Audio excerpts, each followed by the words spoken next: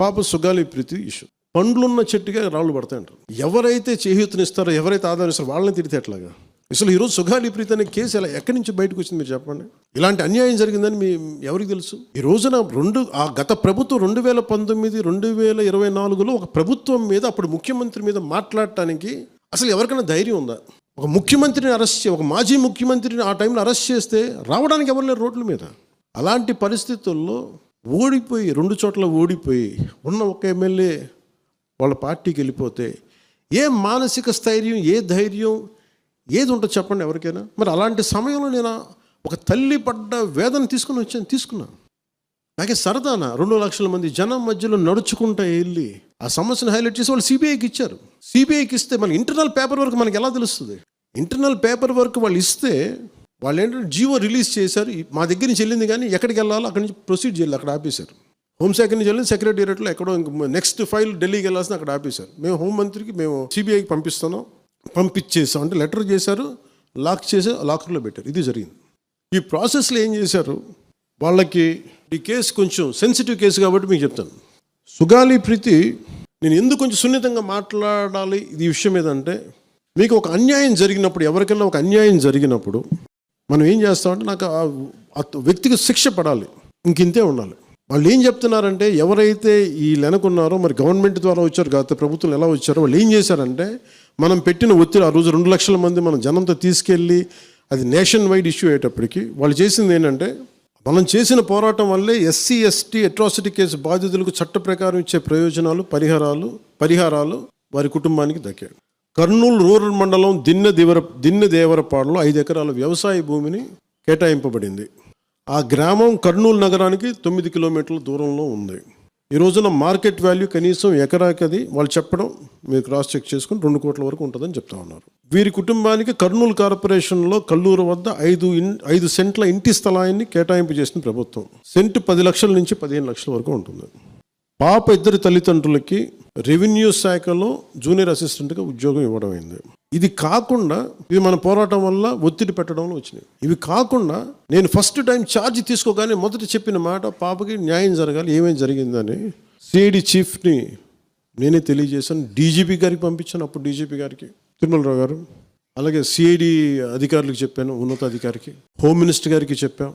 ఇవన్నీ చెప్తే police CID వాళ్ళు చెప్పింది ఏంటంటే, అసలు అప్పట్లోనే ఎవరైతే దీని వెనక కుట్ర వెనక ఉంది ఇవన్నీ చెప్తున్నారో ఏ డిఎన్ఏ తారుమారు చేశారు. ఎలా తారుమారు చేసి ఉండాలి? ఈ ఒత్తిడిలో వీళ్ళకి భూములు అవి ఇవి ఇచ్చేసి, మరి ఏం చెప్పారు నాకు తెలియదు కానీ నాకు తెలిసి వాళ్ళు ఈరోజు పోలీసు చెప్తుంది ఏంటంటే, సాక్ష్యాలు వీళ్ళు చెప్తున్న వ్యక్తుల మీద వాళ్ళ డిఎన్ఏకి దీనికి మ్యాచ్ కావట్లేదు. ఇది వాస్తవం. కోర్ట్స్ ఏం చేస్తాయి, పోలీసు ఏం చేస్తారు, దీన్ని కూర్చోబెట్టి. ఎందుకు చెప్తున్నానంటే, ఇది వివేకానంద రెడ్డి గారిని చంపేశారని తెలుసు అందరికీ. ఎవరైతే చేస్తున్న నిందితులు ఉన్నారో వాళ్ళు ఒక్కొక్కరుగా చంపేస్తున్నారు వాళ్ళని. మరీ గత 5 సంవత్సరాల్లో ఇట్స్ క్లాసిక్ కేసెస్ ఇవి. ఈ ప్రక్షాళనకే పూనుకున్నాం మనం. ఇది ముఖ్యంగా మన ఎమ్మెల్యేలకు కానీ, మీరు ఎంపీస్, యాజ్ అన్ ఎంపీస్ మీకు కూడా, మీరు ఈ కేసెస్ మీద మీరు రేపొద్దున అసెంబ్లీలో గళం ఎత్తాలి. మీరు తప్పదు. ముఖ్యంగా లా అండ్ ఆర్డర్ వీళ్ళు అందరూ తప్పించుకుంటూ వెళ్ళిపోతే ఇట్లా ఒక సోషల్ అన్రెస్ట్ వస్తుంది దీనివల్ల. అంటే వ్యక్తికి ఒక నేరస్తుడు చేసిన ఒక కులానికి చెందుతాడు, ఏదో ఒక నేరస్తుడు, మనం ఏం చేయలేము దానికి. ఇందాక అరుణ చెప్పినట్టుగా ప్రతి ఒక్కరు ఏదో కులానికి చెందాలి, వేరే దారి లేదు మనకి. మనం వేరేలా పొట్ల ఏదో కులానికి చెందాలి. కానీ తప్పు చేస్తే కూర్చోబెట్టి పలానా టక్కమైన ఒక మాట అనేస్తారు, పలానా ఎక్స్ చేసాడు అన్నావు, పలానా కాస్ట్కి చెందిన వాడు చేసాడు అంటారు. అసలు కాస్ట్ ఎక్కడి నుంచి వచ్చి తెలియదు క్రైమ్కి.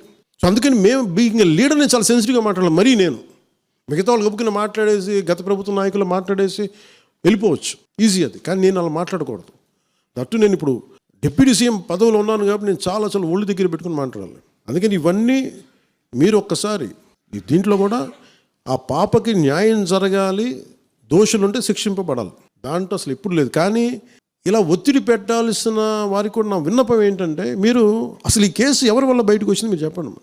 సో మా త్రికరణ శుద్ధిని, మా చిత్తశుద్ధిని మీరు తక్కువ ఎంచినాయి. ఇక్కడ కేసులు వాళ్ళు కూర్చోబెట్టి నేను వెళ్ళి సాక్ష్యాధారాలు నేనేం క్రియేట్ చేయలేను. అక్కడ గత ప్రభుత్వం చేసిన తప్పులు కొనేసారు వీళ్ళు చాలామందిని. మరి ఏం కొన్నారు, ఎలా కొన్నారు, దీని మీద కేసు పెట్టాలి. ఇది నా ఒక్కటి కేసు కాదు, ఇది ఎంటైర్ సొసైటీకి ఇది సిచ్యువేషన్. మీరందరూ కూర్చొని ఒకసారి మన ఎమ్మెల్యేస్ అందరూ కూడా, మన నాయకులందరూ కూర్చోబెట్టి you try to take it to home minister గారు, including law and order CM గారి దృష్టిలో చేతిలో ఉంటుంది కాబట్టి మీరు ఇంతకుమించి దీని మీద మాట్లాడకూడదు. అందుకని నేను శిక్ష పడాలని కోరుకుంటాను. ఇంతకు మించి కాకపోతే ఏమైపోతుంది, నా మీద నన్ను లాగడం చాలా తేలిక అందరికీ. ఎందుకంటే నేను మెత్తని మనిషిని కదా, నా మీద రాళ్ళు వేసేయండి ఈజీ, నా చొక్కా పట్టుకోవడం ఈజీ. అదే గత ప్రభుత్వం ముఖ్యమంత్రిని పట్టుకోమని చెప్పండి, ధైర్యం కూడా చేయరు, ఇప్పటికీ ధైర్యం చేయరు. ఎందుకంటే వాళ్ళ మనుషులు ఇళ్లలోకి వచ్చి కొడతారు, క్రిమినల్స్ వచ్చి ఇళ్లలోకి వచ్చి కొడతారు, చంపేస్తారని భయం. మనం ప్రజాస్వామ్యం కదా, మనం భరించాలి.